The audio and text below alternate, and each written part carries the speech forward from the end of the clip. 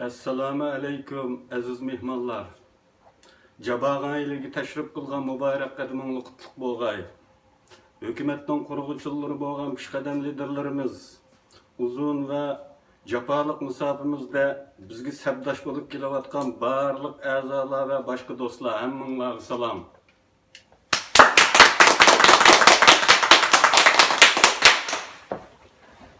Aytish so'zimning ikki asosiy temasi shular. Birincisi, bu qitimqi yig'inda nimalarni qilamiz? Bu haqda azroq yupishcha berib o'taman. İkincisi, Sharq Turkiston sürgündü hukumatining xarakteri, g'oyasi, prinsipi, siyosiy yo'li va vazifasi haqida aniqlama berib o'taman. Bu qitimqi qurultayimizda nimalarni qilamiz? Biri hammalarga ma'lum bo'lganidek saylam o'tkazamiz. Yana biri hukumatning qurilmasida bazı o'zgartishlar, islohotlar elib boramiz. Saylam demokratik usulda elib beriladi. Sharq Turkistonlik har kimning saylanish huquqi bor. Shunga yangi odamlar vazifalashi mumkin, ba'zilar burunqi vazifasida qilishi mumkin.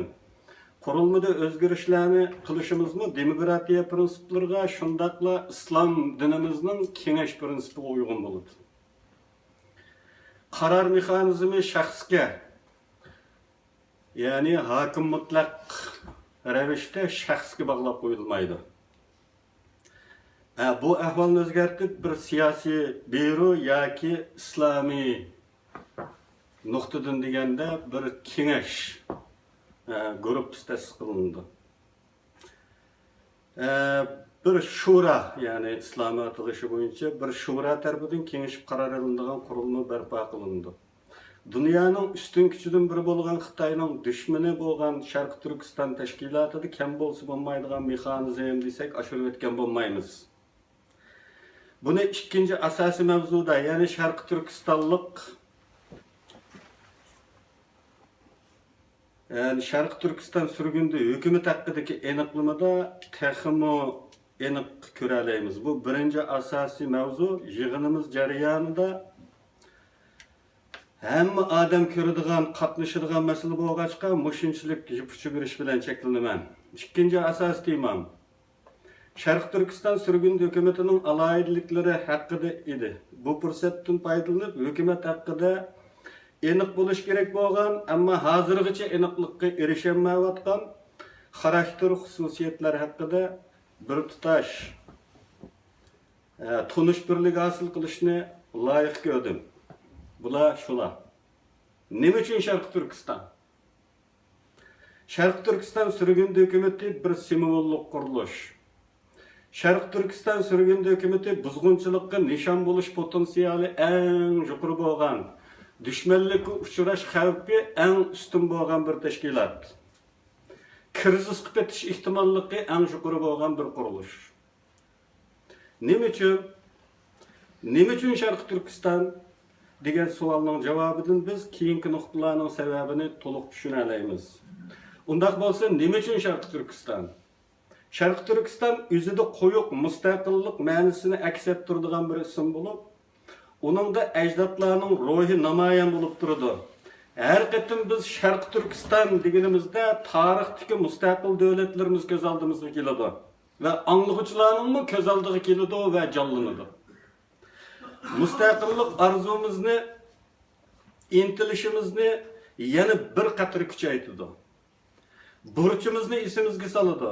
Kimligimiz haqida takror o'ylanishga, ajdodlarning ezgi orzularini unutilib qolmaslikka undaydi.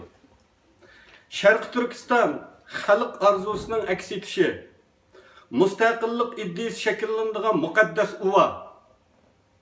Sharq Turkiston degan bu suyumlik ismning o'zida yuksak darajadagi xalq arzusi, kuchli qarshilik ro'yi, dushmanga qarshi mislsiz zarba xarakteri bo'lib, boshqalarning yillar chiqiladigan faoliyatlardan bu ismni bir qatim takrorlab qo'yishimiz ustunroq turdi.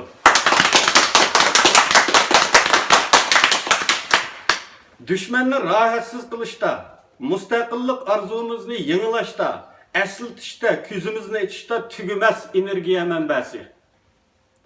Bu ismdan düşmanning u darajada bearam bo'lishining o'zila Bu isimde çıng turishimizning muhimligini ko'rib olishga yetarlik. Bu isim Xitoylar unutildirishga tirishayotgan tarixning, pinhonlik qilib tarixning, vara qilinishi man'iy qilingan tarixning, qo'yqabga band qilib etilgan tarixning tafsilotiga yo'l ochadigan ochqichdir. Mana shu sabablarga ko'ra Sharq Turkiston surgundi hukumatı dushmanning ko'ziga eng qattiq patadigan bir qo'rqinch manbasidir. Va buning uchun bu qurilishning buzg'unchilikqa uchrash ehtimolligi eng yuqoridir. Sharq Turkiston surgundi hukumatı simvoldir. Tabiatning go'zalligini suydiganlar, yeshillikning erismanlari bu xumori vajidan o'ylarida Teştekti gülöstürgende Şarkı Türkistan'ın aşı 1.800.000 çarşı kilometre zımınında tekrar kuruluşunu arzu kılgıçlarının, ecdatlar royunun yaldamısı bolgan ay yıldızlık kök bayrağımızın Tanrı tağları üstüde tekrar cevlan kılışını arzu kılgıçlarının xuddi ana tabiatının güzelliği bolgan xumarını besiş için östürgen teştektiki gülüge okşaş, bizning tashnaliqimizni paypilab turdi. Bizga ana tabiatni Sharq Turkistonda Xon Tangri cho'qillarida javlan qilayotgan ay yulduzliq ko'k bayroqni asıltib turdi. Nima uchun faqat simbol? Bugungi dunyo shartlarida hech qanday davlatga vakillik qiluvchi shaxs yoki davlat desteklik boshqa qurilishlar Sharq Turkiston surgundi hukumatini qo'llay olmaydi. Ve bu hükümetin her qanday bir vekili bilen resmi şekilde muamele kılanmaydı. Sharq Turkiston surgundi hükümeti namı bilen faaliyet elip beriş imkanımız yokka yakın. Onun için bu bir simvollik kuruluş buluşunu ta ki öz tuprukida resmi Sharq Turkiston devleti kurulganlıkça devam kılıdı yoki ma'lum çoğ devlet veya devletler guruhi bilen Xitoylar arasında resmi urush holati shakllanganga qadar hech qanday bir davlat bizga oshkora yordam qilolmaydi. Va oshkora turda muomala qilolmaydi.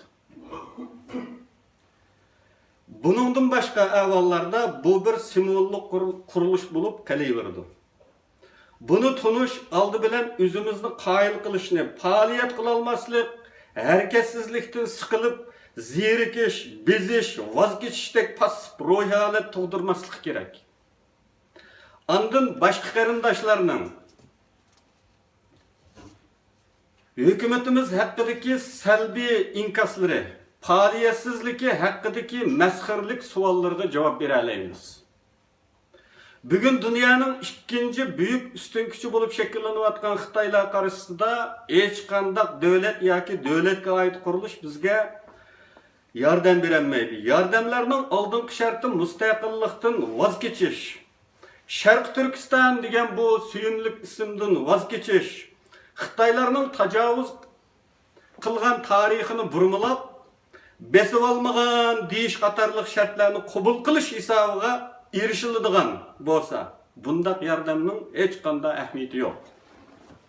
Bundaq yordamlarga tayangan atalmış faoliyatlarning nima ahamiyati? Nemis faylasufı mavjudiyat falsafasining atisi Friedrich Nietzsche shundaq degan. Seni daryoning u yoqsiga o'tkazib qo'yadigan ko'vrik va nurg'un kichiklar bor. Eğer bu ötküzüp koyuş, senin canını rəna koyuş hesabı olsa, bunun ahmiyeti yok degan. O halda sen üzerini juturup koysan degan. Biz üzümüz bedeliga, barlığımız bedeliga keladigan pullarni rad qilamiz. Yordamlarni rad qilamiz. Üzümüzni rənaga qo'yib yordam olmaymiz. Bunun hech qanday ahamiyati yo'q. Undaq faoliyatning mu hech qanday qimmati yo'q. Mana bu bizning faoliyat qila olmasligimizning birdan-bir sababi. Bugun biz bir simvollik qurilish bo'lish bilan birga mustaqillik ideologiyasi shakllanadigan bir u bo'lish alayidligimizga ko'ra Sharq Turkiston xalqining burmilinayotgan kun sari ufrab tugayotgan manfaatlari haqida xalqni to'g'ri tunishga, to'g'ri iddiaga yetaklashdak ma'naviy faoliyatlarni, ideologiya qurilishini elib bora olamiz. Ma'naviy sapda qilishga tegishli nurg'un ish bor. Chunki har qanday bir yangilikning ro'yobga chiqishi uchun kona hokimiyatning ag'dirilib, yangisining maydonga kelish uchun 3 shart lozim. Birincisi bir ideologiya. İkincisi sapalık kadrlar koşuğunu. Üçüncüsü iqtisadi manba. Hazırның özünde Şarkı Türkistan halkıda bularning üçülüsü yok. Şuna müstakillik ideologiyasi şekillendiriş, kadrlar koşuğunu hazırlaş qatarlıq işlarda başlamçı bularlısak, bu naiti çoğun utuq bolgan bulun. İdeologiya quruluşunun asası bolgan xalq maneviyetiga sünni yuqturuladigan kesellerden hiç bulmaganda xalqni agalandıra alaymiz. Mana bu büyük hizmet. Mesela, növbette biz ta'xirsiz qarshi turishimiz zarur bo'lgan xatarlik yo'linish shuki, ba'zilar Birlashgan Millatlar Tashkilotiga xalqimiz nomidan iltimos sunib, bizga indigenous people salohiyati talab qilmoqda. Mana buningdek balo qazolarning oldini olish, xalqimizga buning xatarini tushundirish, buning oqibatlaridan ogohlantirish bizning faoliyat mazmunlarimizdan biridir.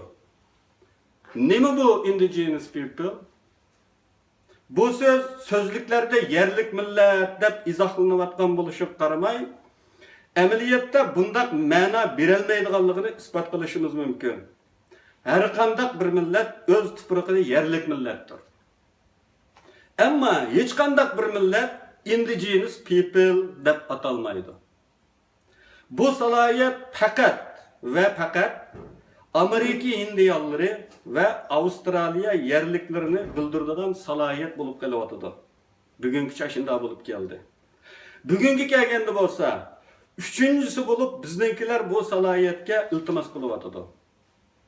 Biz bilan tamoman o'xshash vaziyatdagi Tibetliklarning bundaq bir salohiyatga iltimos qilmaganligi bu haqda savol so'ralganda biz indigenous people emas, biz besivelengan devletmiz deb javob berganligi qarasaqla masalaning mohiyatini ko'ra olaymiz.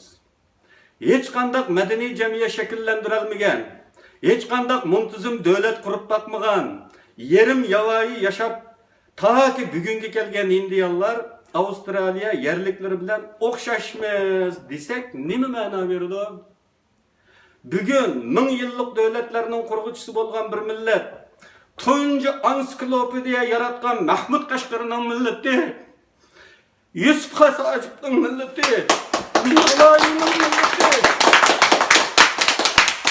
indigenous people salohiyatiga tushib qolish oldib turdi. Şunu görüp yetalaysizlar ki, amaliy hareketlik faoliyatlarsizmi? Mana bundaq ma'naviy qurilishga oid qilishga tegishli sanoqsiz ishlar mavjud. Mana bu bizning vazifamiz. Mana bu bizning mas'uliyatimiz.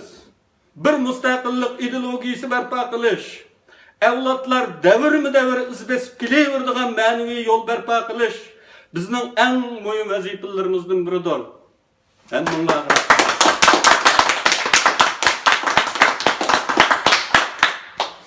Bir şey var.